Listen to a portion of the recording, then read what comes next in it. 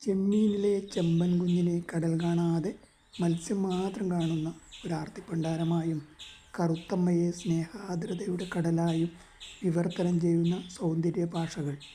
ചൂഷിതർ, ചൂഷകർ എന്ന വർഗവിഭജനത്തെയും ജെൻഡർ വിഭജനങ്ങളെയും കറുപ്പ്, വെളുപ്പ് എന്ന വർണ്ണവ്യത്യാസങ്ങളെയും സവർണത, അവർണത എന്ന വേർതിരിവുകളെയും ആത്മനിഷ്ഠതയുടെ മാത്രം ചെലവിൽ എഴുതിത്തള്ളുകയാണ്.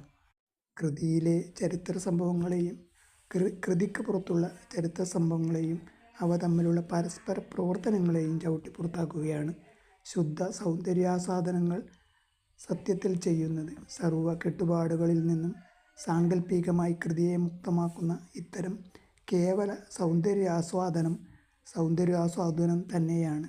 അതിനപ്പുറം സ്വയം ഒരപഗ്രഥനമാവാൻ അതിന് കഴിയാതെ പോകുന്നതിനെക്കുറിച്ചല്ല, അപഗ്രഥനങ്ങളെയാകെ നിരാകരിക്കുന്ന അതിൻ്റെ കാഴ്ചപ്പാടിനെയാണ് ഇവിടെ വിമർശന വിധേയമാക്കുന്നത്.